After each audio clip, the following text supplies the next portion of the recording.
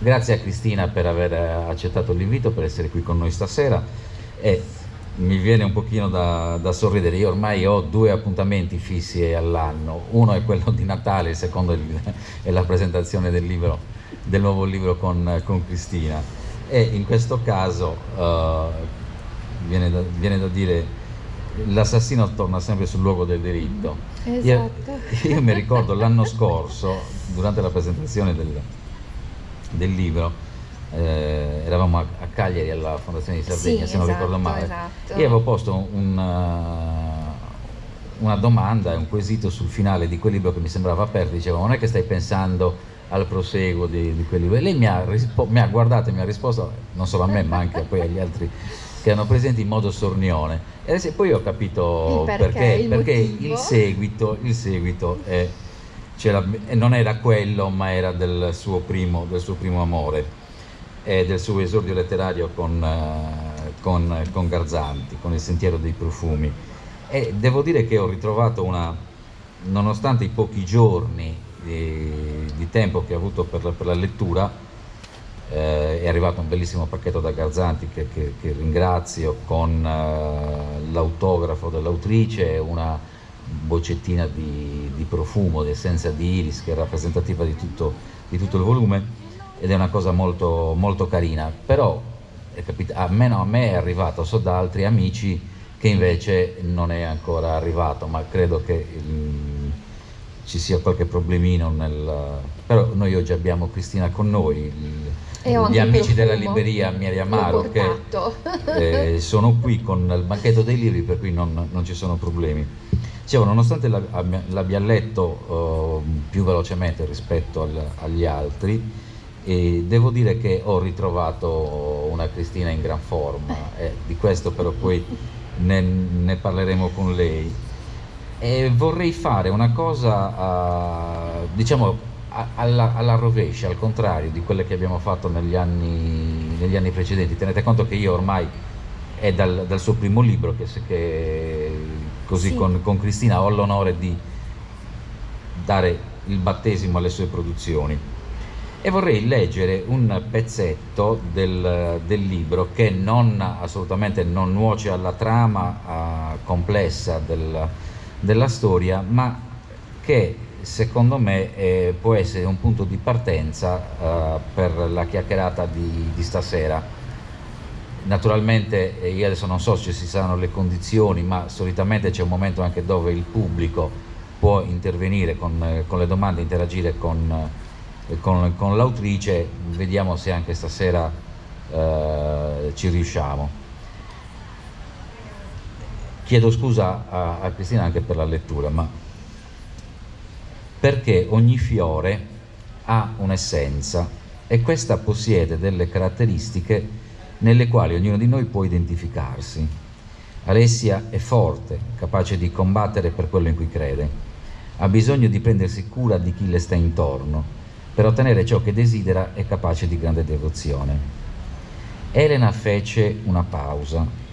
Ha scelto il suo profumo fra tanti altri e ha continuato a costruirlo volta per volta.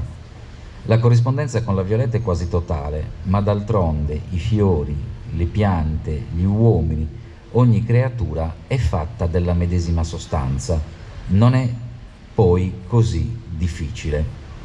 E il tuo, Elena? Qual è il fiore che ti rappresenta? Tu sei l'unico a saperlo, lo abbiamo scoperto insieme. Non dovette aggiungere altro. Kyle le sorrideva, suo complice, suo compagno.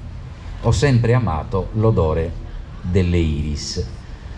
Ecco Cristina, c'è questa corrispondenza che tu poi trasformi in avventura letteraria, ma perché il profumo? Da cosa nasce? Tu hai creato un sistema che è non solo letterario, è quasi una filosofia, è quasi come fare l'oroscopo con le essenze e con i fiori. Prego. Bella domanda, no? Allora, siamo partiti in quarta e non ho avuto modo di ringraziarvi per essere qui. Per me questo è un grande momento. questa è la prima presentazione che faccio a Cagliari di un libro per me fondamentale, importantissimo. Questo è il proseguo del mio primo romanzo, di quello che in fondo poi mi ha permesso di continuare a scrivere ogni anno, di portare le mie storie a voi e voi che le avete lette e che mi avete seguito. Perciò io vi ringrazio di essere qui, vi ringrazio di essere qui soprattutto in un momento così difficile dove la prudenza ci impone magari un distanziamento sociale veramente, veramente eccessivo. Invece il fatto comunque di voler in qualche maniera anche accarezzare queste che sono le nostre passioni, libri, come diceva prima appunto Francesca, questi momenti che sono fondamentali, mantenendo naturalmente le distanze di sicurezza e ubbidendo ai protocolli, mi sembra che siano veramente, veramente importanti. Perciò grazie di essere qua. Paolo mi chiede il profumo. Io parto da lontano, esattamente come per il primo libro, per me, che sono un'apicoltrice, il profumo e l'odore è fondamentale. Sono una privilegiata, in quanto, essendo proprio, svolgendo un tipo di lavoro che in realtà è una passione, è quasi un modo di essere, una delle prime cose che faccio è, quando mi occupo degli alveari, è annusare. Si apre la cassa, l'odore sale. Quell'odore è la prima cosa, è la prima notizia che l'apicoltore ha della situazione della famiglia, e questa è la prima cosa che noi apicoltori facciamo, cioè annusiamo. Ora voi capite che ad un certo punto tutto cambia. Se tu sei già abituato, se tu sei già convinto del fatto che l'odore che ti circonda è fondamentale per la tua esistenza, il tuo approccio con gli odori e con i profumi è completamente diverso. Per quanto mi riguarda, il profumo è esattamente quello che era per i sacerdoti che con il perfumum facevano i sacrifici agli dei e attraverso i fuochi sacri facevano sollevare questa offerta, no? Era quello, da lì arriva il significato che noi utilizziamo oggi del profumo. Per me il profumo è uno strumento di conoscenza interiore. E vi racconterò questa cosa, che in effetti poi sono le cose più interessanti quando si presentano i libri. Per questo romanzo, Il profumo sa chi sei, come per gli altri, le mie consulenti, le mie carissime amiche profumiere hanno realizzato un profumo. Ma questa volta loro si sono spinte in avanti perché hanno sentito i miei racconti. Questo romanzo è diverso dal primo, è diverso per tutta una serie di motivi. Le suggestioni che io ho in qualche maniera ho dato loro, no? Loro hanno ascoltato le mie parole e hanno realizzato un profumo che è completamente diverso da quelli che io sono solita indossare e anche apprezzare. È un profumo amaro, è un profumo di un fiore che mi rappresenta in tutto. Ma nel momento stesso in cui io l'ho ricevuto, questo profumo, sono rimasta interdetta. Prima di tutto non era affatto il tipo di profumo che io apprezzo, come vi stavo dicendo. Nonostante questo, in quella soglia iniziale, che è stata il primo impatto, io mi sono fermata e ho deciso cosa volevo fare: respingerlo e dunque non volerlo, oppure andare avanti anche con coraggio, il coraggio che Elena avrà durante tutta la narrazione. Dunque Elena in questo caso ha dato a me la forza di provare qualcosa che non era consueto per me.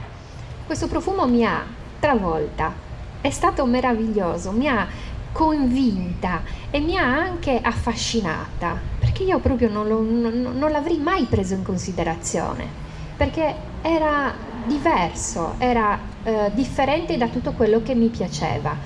Così ho scoperto che i limiti che noi ci imponiamo molte volte ci impediscono di trovare delle soddisfazioni, delle emozioni profonde, e soprattutto che questo profumo, in generale i profumi, ti permettono di scoprire delle cose di te che tu non conoscevi. Questo è quello che è capitato a me con questo profumo, che poi dopo vi farò sentire.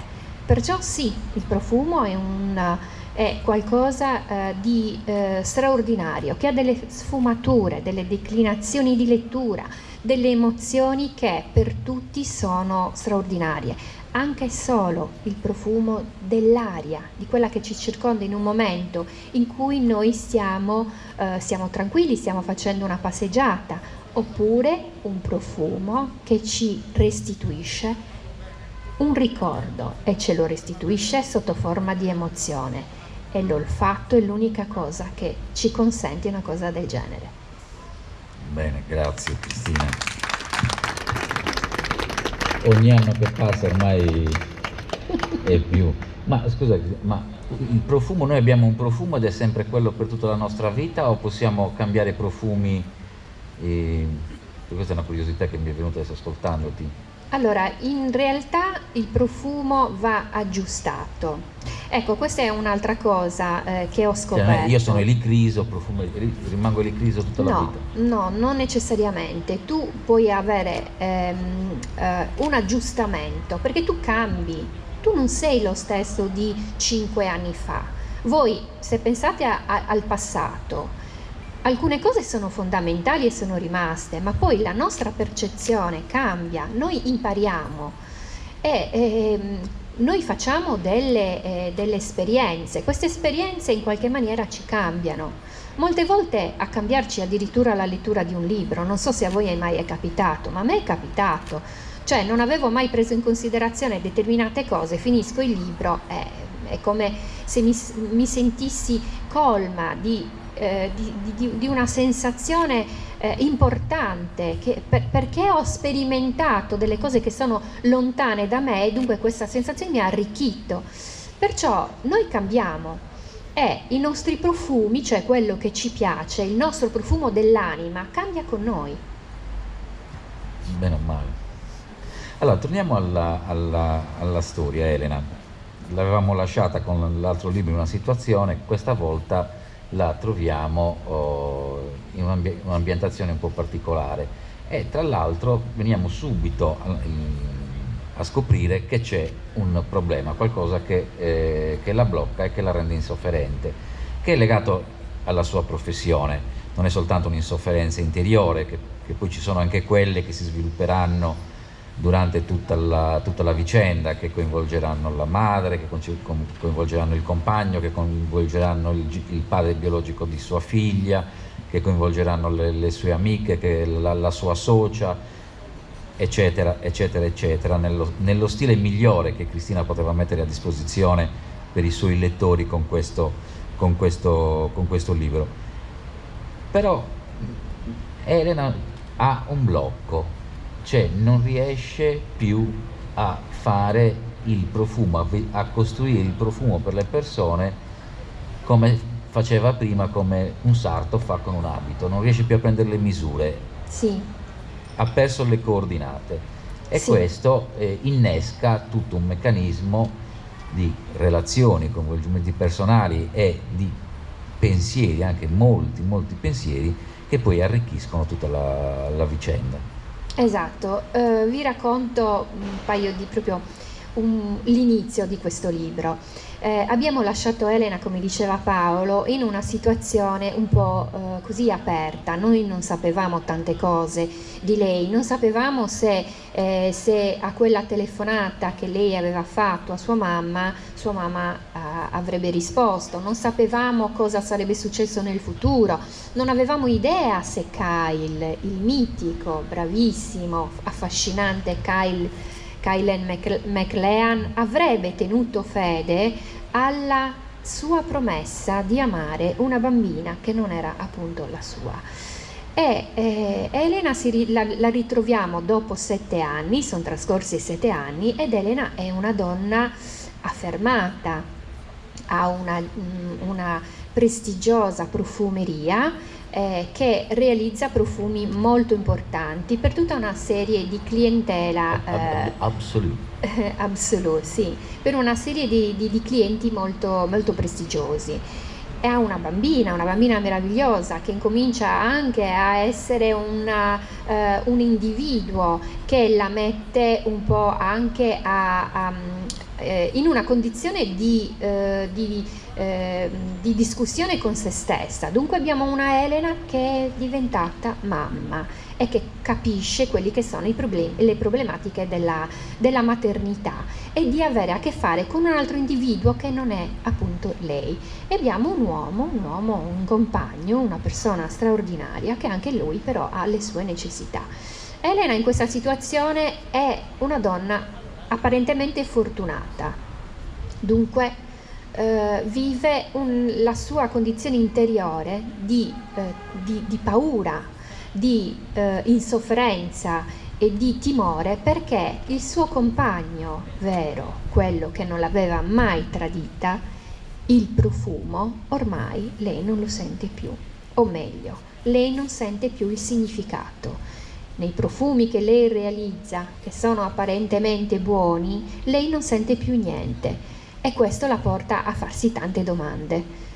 In una situazione così di grande dramma interiore, soprattutto dato dal fatto che in fondo lei potrebbe anche restare così, perché andare a interrogarsi, perché dover chiedersi e farsi delle domande, perché mettersi in discussione, potrebbe continuare così. Molta gente è mediamente felice, ha molto meno di quello che lei possiede, perché lei invece non riesce a non scavare in quelle che sono le sue emozioni, perché Elena conosce la verità data dal profumo.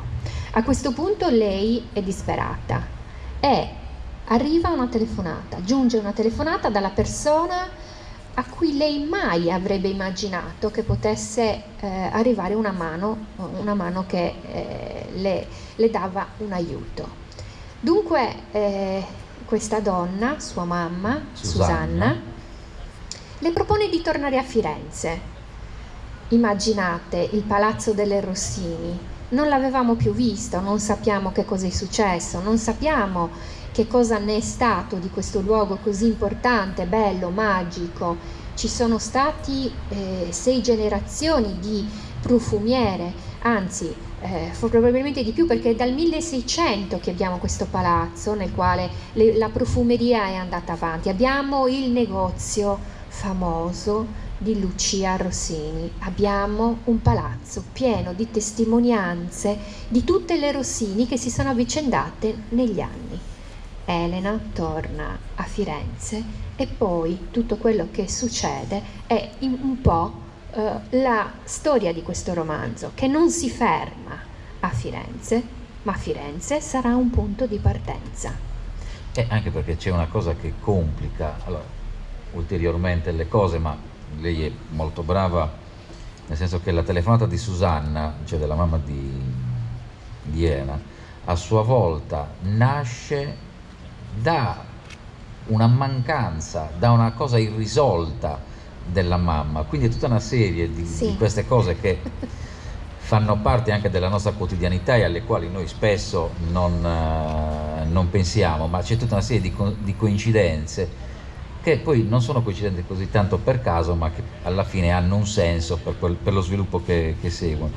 Quindi questo è molto interessante. Cristina poi è stata brava non solo in questo passaggio ma anche in altri, perché poi a un certo punto abbiamo 2 compagni che sono 2 compagni di Elena, ma abbiamo anche i compagni della mamma, insomma tutto un intreccio dove anche, diciamo così, l'approfondimento del ruolo, anche dell'affetto sentimentale o dell'amore, del volersi bene anche in alcuni casi, perché è necessario farsi compagnia ed è sufficiente quello, trovano un senso. Elena però si blocca, secondo me, perché il profumo non è soltanto la ragione di vita, ma è anche la cosa attraverso la quale si esprime la sua personalità, anche professionale, cioè, quindi è una cosa ancora più complicata. Infatti io ti sto per chiedere una cosa che riguarda, cioè, la crisi creativa di Elena. Tu adesso immagina, ti è mai capitato come scrittrice di avere un blocco?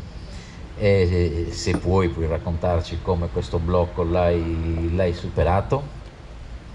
Allora, in realtà io blocco non ne ho mai avuto, anzi, in realtà è proprio il contrario. Io ho troppe cose in testa, ho questi personaggi che continuano a martellarmi in continuazione, raccontandomi tante di quelle storie che non posso mettere nel libro perché sono tante cose parallele. Ci sono tutte, ad esempio, le vicende di Monique che io ho trattato in questo romanzo, ma non in maniera approfondita perché ci sarebbe voluto un libro su Monique, perché Monique è un personaggio fondamentale e lo è stato nel primo romanzo e in questo lo vediamo un pochino più defilato, però intanto c'è. Dunque in realtà io non ho mai avuto problemi di blocco, però vi devo anche raccontare una cosa. Io lavoro molto su me stessa, sul fatto che per poter scrivere è necessario conoscere. Dunque io continuo sempre a leggere quotidiani, a guardare i film, a guardare i documentari, ad ascoltare tutte le persone che mi scrivono e mi raccontano le loro storie.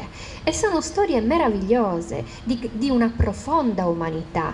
Questo bagaglio che è stato così da sempre, perché che io abbia memoria, sono sempre stata una persona estremamente curiosa, estremamente attenta e come ogni scrittore sono una grande osservatrice. Ecco, alla fine hanno riempito la mia testa, la mia immaginazione.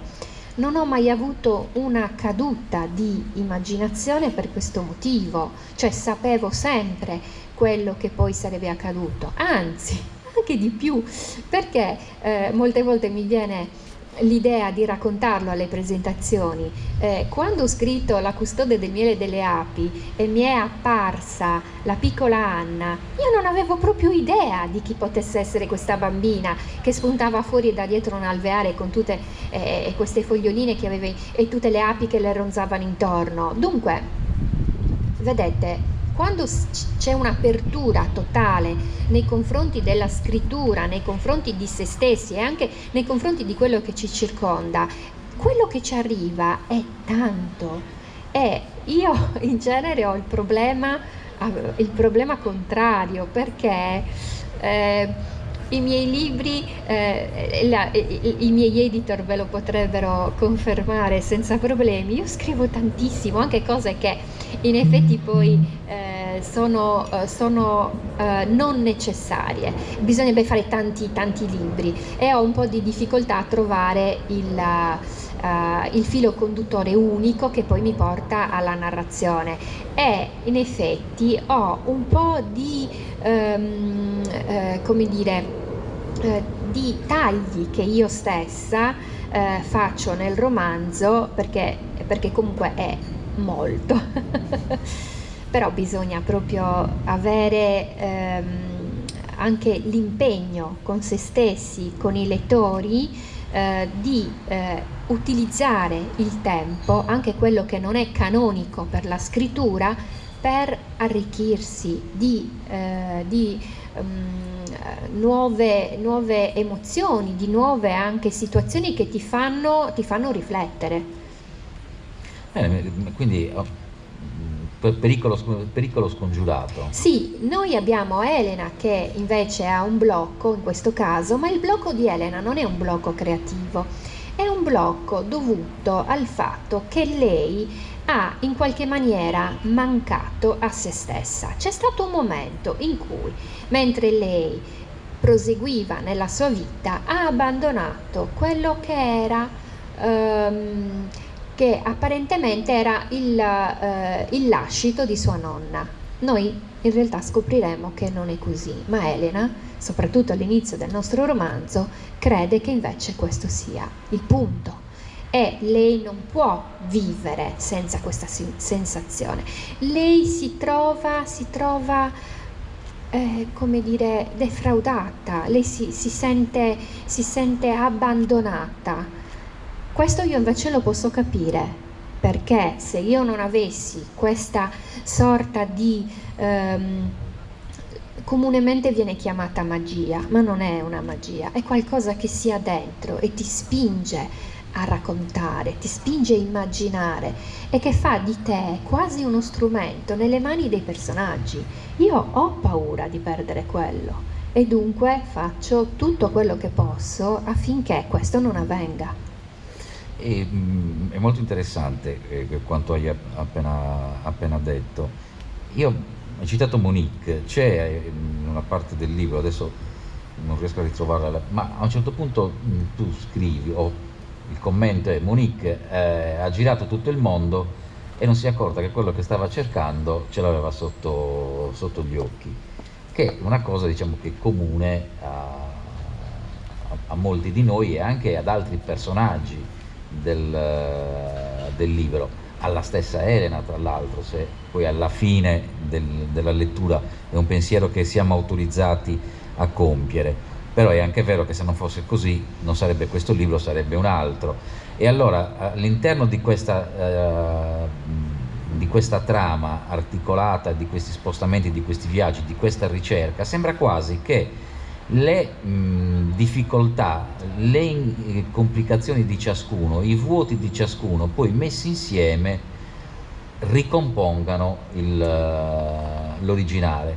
E tra l'altro il libro si chiude e a questo punto potrebbe esserci anche una parte terza. Chi lo sa? Cosa possiamo dire? Io non avevo idea che sarebbe nato il secondo percorso di Elena, perché in questi anni sono stata così coinvolta da tutte le altre storie che sì, ogni tanto tornavo al pensiero, con il pensiero a lei, a quello che sarebbe potuto accadere, immaginavo qualcosa, ma vi devo confessare che non è sufficiente per scrivere una storia, una suggestione simile. La storia deve essere potente, ti deve travolgere e prima di arrivare a una cosa simile ci è voluto del tempo. E quelle che sono state le mie prime sensazioni riguardo a questo libro sono state tutte lontane da Elena, erano altre le cose che sono venute a cercarmi. Io ho visto le mie prime immagini sono state quelle di cascate di petali di rose profumate, di luoghi completamente difficili per una coltivazione di questo tipo, perché stavamo parlando del deserto, io vedevo il deserto e vedevo queste vasche di marmo dove c'era quest'acqua ricoperta da un liquido dorato profumatissimo.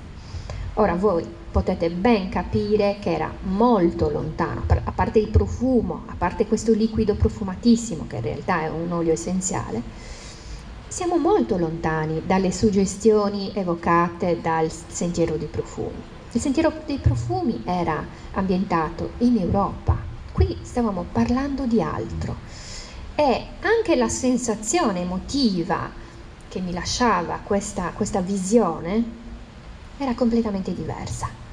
Il profumo mi ha portato ad Elena. Solo quando io l'ho raggiunta attraverso questo percorso ho capito che questa era una storia forte, che questa era una storia che raccontava del passato di Elena, che noi non conoscevamo, che raccontava di una donna difficile da amare, difficile da accettare, che era Susanna Rossini. Susanna Rossini però è stata anche lei una figlia, era la figlia di una donna con un carattere spaventoso, con un carattere fortissimo, che era Lucia Rossini.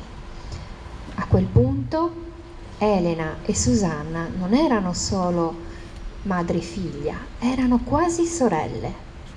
Un po' dunque si è mescolato tutto e mi ha permesso di vedere le cose da altri punti di vista. Questa non è solo la storia di Elena, questa è anche la storia di Susanna ed è anche la storia di Lucia ed è anche la storia delle Rossini, una famiglia di profumiere che dal 1600 ha realizzato profumi particolari e meravigliosi. Eh sì, è veramente una storia corale, perché una volta che tu hai abbandonato le preoccupazioni del cadavere dell'ultimo libro, ti sei proprio data alla passagioia. Però è una storia corale, perché adesso, per esempio, Monique, abbiamo accennato, c'è poi anche un altro dato, Monique, loro cambiano anche all'inizio del libro, cioè cambiano sede della Sì. profumeria, ed è una cosa anche quella, uno spaesamento che Elena vive e non riesce a risolvere in modo armonioso, ma immagino che questo spaesamento anche per la scrittrice Cristina penso che sia irrilevante, penso che anche per te il luogo non sia determinante, poi Ma io mi diverto un sacco a cambiare luoghi. e poi lei Mi piace è una tantissimo. viaggiatrice. Però per esempio anche la figura di Victor, che è fondamentale, che ha la sua importanza, ma non tanto perché c'è una tecnica, diciamo così, narrativa, per cui noi che leggiamo poi ci aspettiamo che debba succedere qualcosa, come effettivamente poi succede, non vi diciamo che cosa. Però è una figura di uomo che anche lui non solo custodisce un segreto riferito alla sua, ma è anche vittima di un altro Sì. segreto. Ci sono tanti personaggi in questo romanzo che tutti quanti danno una versione della loro esistenza, danno un modo anche di approcciarsi a questa storia. Ognuno di loro ti prende per mano e ti racconta qualcosa. Pensavo onestamente che fosse più difficile gestire così tanti personaggi, invece ero talmente presa da questa storia, che mi era entrata così tanto dentro, da non avere avuto delle grosse difficoltà. Prima vi ho raccontato qualcosa della Custode del miele e delle api. Ecco, vedete, nonostante per questo romanzo io abbia lavorato tantissimo, stesura su stesura, stesura su stesura, fino a trovare la voce giusta, con la Custode del miele e delle api io non sapevo da che parte buttarmi, perché il personaggio, ossia Angelica Senes, non aveva la minima intenzione di permettermi di raccontare la sua storia. Era come il personaggio, molto ermetica, molto distante. Elena non è stata così. Elena io me la sono sentita dentro, ma fin dai primi istanti. Quella necessità di scavare dentro per capire, per conoscere, io l'ho sentita mia. Con questo libro io mi sono sentita quasi come se avessi fatto un percorso con Elena e che lei mi avesse lasciato dentro una dolcezza, un coraggio che mi era mancato in questo periodo.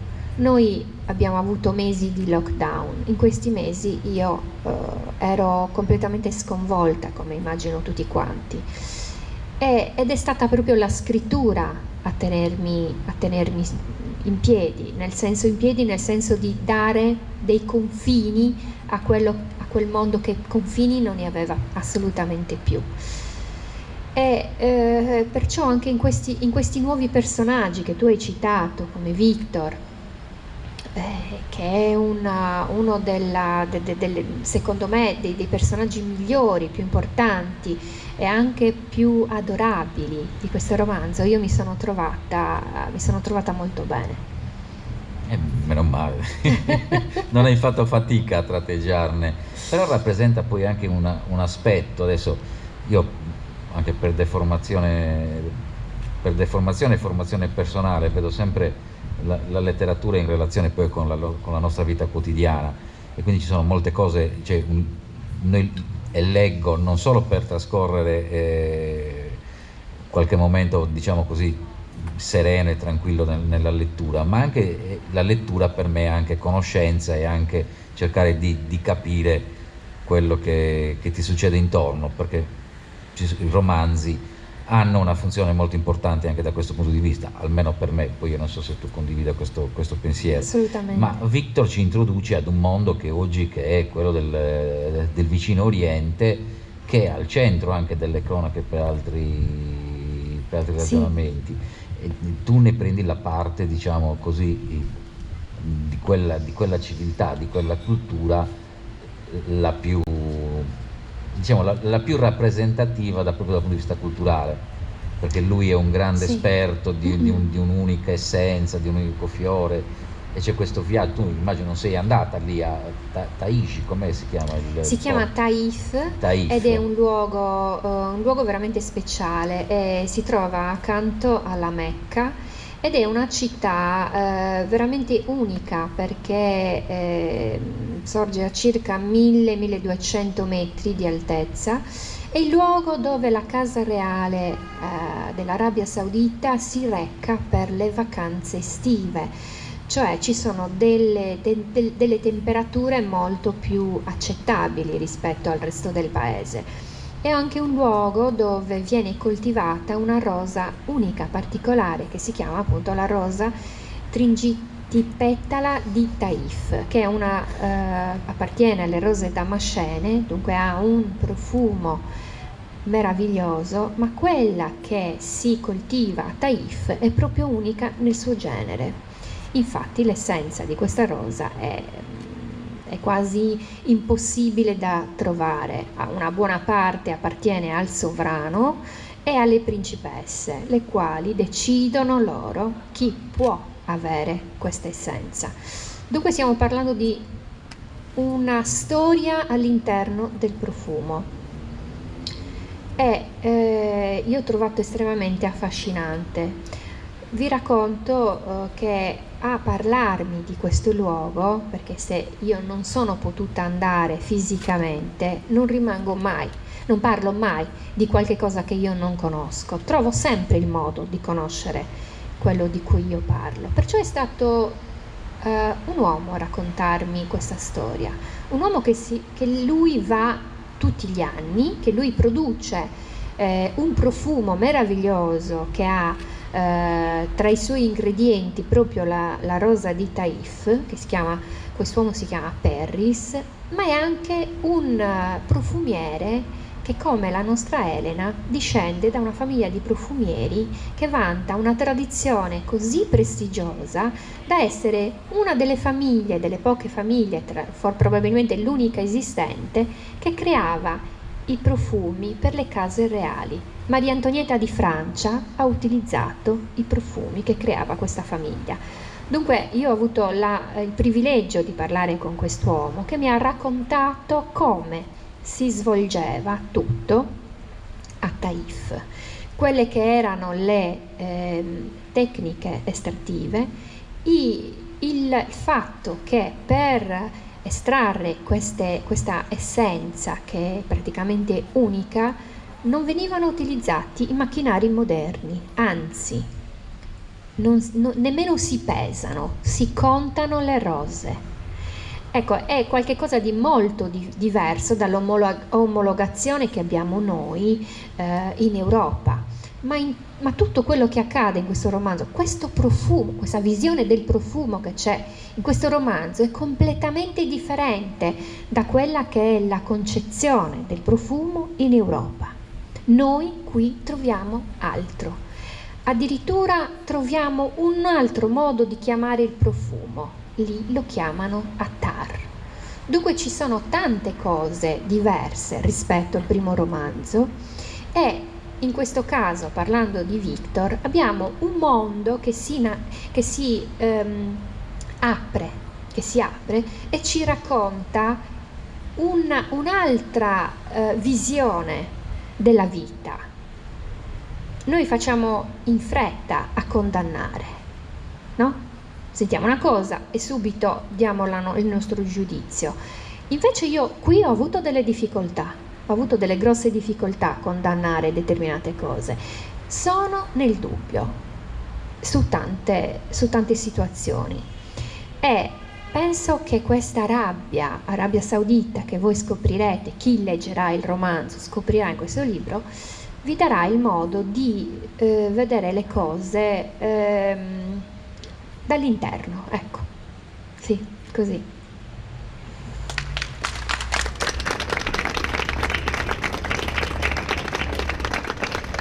E prima, parlando di Elena, detto che tu l'hai seguita, Sì. è stata... A un certo punto Elena, a un certo punto si confronta con quella che per molte donne è una condizione, la maternità.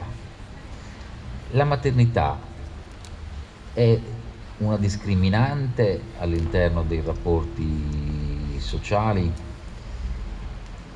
è una cosa che anche quello è il completamento, uno sguardo per il futuro. Mi stai chiedendo se io come donna penso se la maternità sia una discriminante? No, io penso che la maternità sia una ricchezza e non penso solo che la maternità biologica sia una ricchezza, ma penso a ogni tipo di maternità. Noi per fortuna abbiamo una grande tradizione in Sardegna che non vede la madre biologica e basta, ma abbiamo tante mamme, tante zie, tante persone che si sono comunque occupate di noi e che noi abbiamo imparato ad amare. Abbiamo un concetto dell'amore secondo me vasto, importante. E io non penso affatto che la discriminante sia la maternità. La maternità in tutti i sensi è sempre una gioia, è sempre qualcosa che ti permette di approfondire anche la conoscenza non solo verso te stesso, ma anche avere il privilegio di curare un'altra persona. E penso che la maternità vada vista tutta in un modo diverso dalle istituzioni che purtroppo ritengo siano completamente inefficaci, assolutamente inefficaci, perché al giorno d'oggi in un paese civile una donna o un uomo, perché non dimentichiamoci che ci sono tantissimi papà che allevano da soli i loro figli, dovrebbero avere degli aiuti, ma non neanche nel senso dell'aiuto, proprio delle situazioni che sono così, delle cose che funzionano. Noi purtroppo non funzionano, dobbiamo essere capaci di dire che certe cose non funzionano e dobbiamo essere capaci di trovare il modo di farle funzionare, ma questo penso che in qualche maniera non dipenda da noi. Noi l'unica cosa che possiamo fare e che abbiamo comunque secondo me sempre fatto, come io l'ho sempre visti, sono che esistono le nonne, le zie, le sorelle, le amiche che supportano, la sorellanza, che è quella cosa che non deve mai mancare, la profonda umanità che ti permette di essere vicino ad un'altra persona e di aiutarla nel momento del bisogno.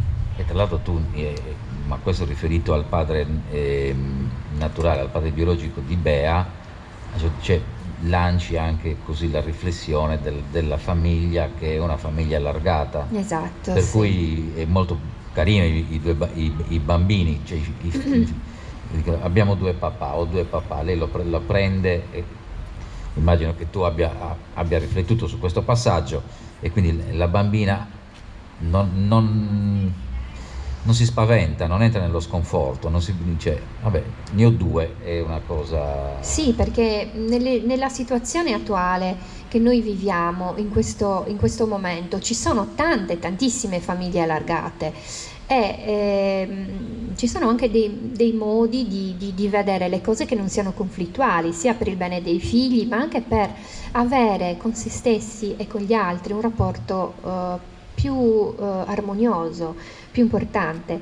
Da poco ho letto questa lettera che ha scritto un uomo che riguardava la sua ex moglie e l'apprezzamento che quest'uomo aveva nei confronti della sua ex moglie per come lei appunto allevava i figli. Perciò questa cosa è molto positiva. Quando si chiude un rapporto e dunque si ha la possibilità di andare avanti, bisogna andare avanti e basta.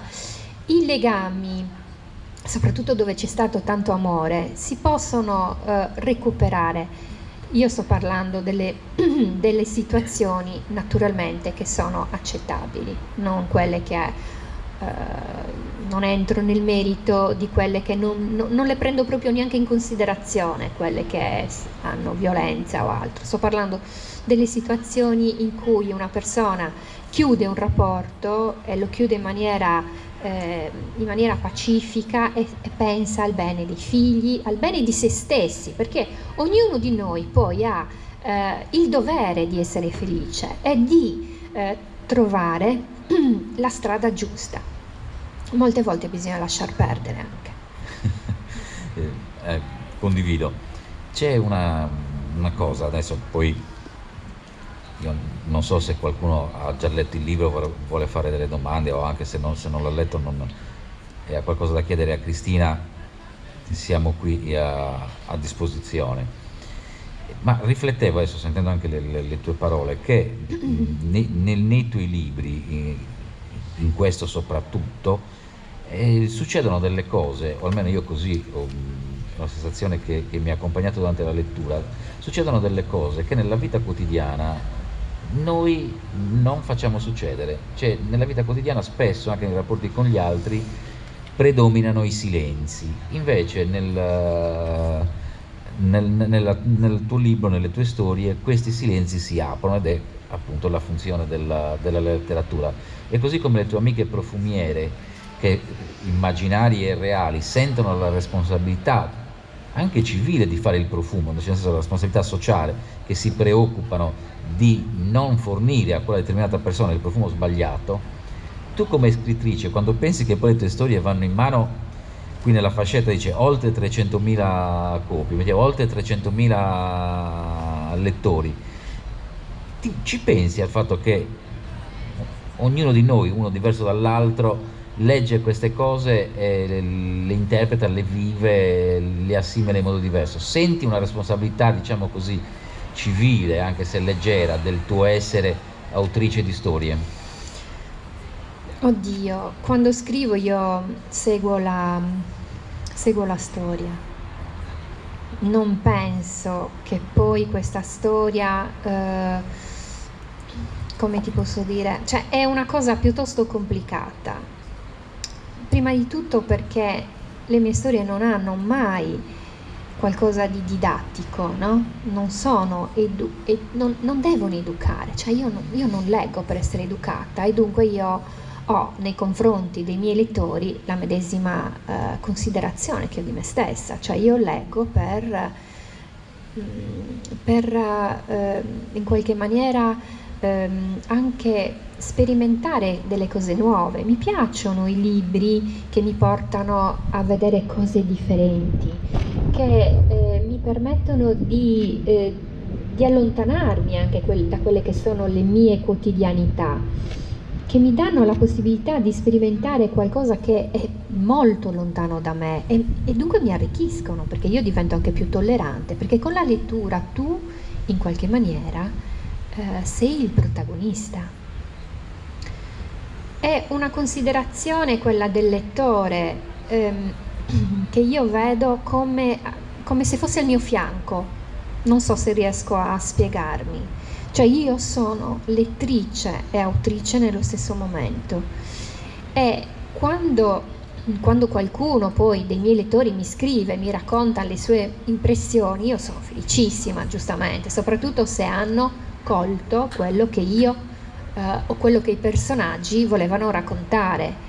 Poi esistono tutta una serie di problematiche diverse, anche delle situazioni molto divertenti, dove i miei lettori trovano delle cose che io non avevo proprio, ma neanche la più pallida idea di toccare, no? Però loro lì le hanno trovate, sono le risposte a quelle domande che loro avevano.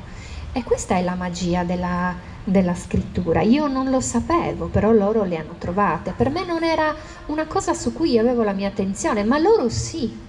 È un po' come accade a me. Io quando leggo trovo delle cose che sono solo mie. Nello stesso tempo, tra lo scrittore e il lettore si instaura un dialogo. Perché? Perché la scrittura, cioè se io scrivo e pubblico e poi il mio libro va al lettore, quello è un sistema di comunicazione fortissimo. Io oggi ho ricevuto, vi racconto quella di oggi, un bellissimo messaggio da questa ragazza che ha ricevuto il mio libro, ma è stata lei a innescare tutto il giorno che mi ha scritto.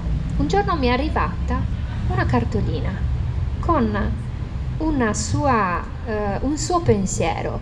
Quel pensiero non mi ha mai lasciata in tutto questo tempo. Io non le ho potuto rispondere per tutta una serie di motivi, però ho voluto che lei avesse il mio libro. Dunque lei mi ha scritto, mi ha detto: ho ricevuto il tuo libro, e mi ha raccontato di lei. Per me questa è stata una cosa meravigliosa, ma non sono stata io, è stata lei con il suo biglietto che mi ha raggiunto. Ah, bellissimo. E il profumo è in forma quel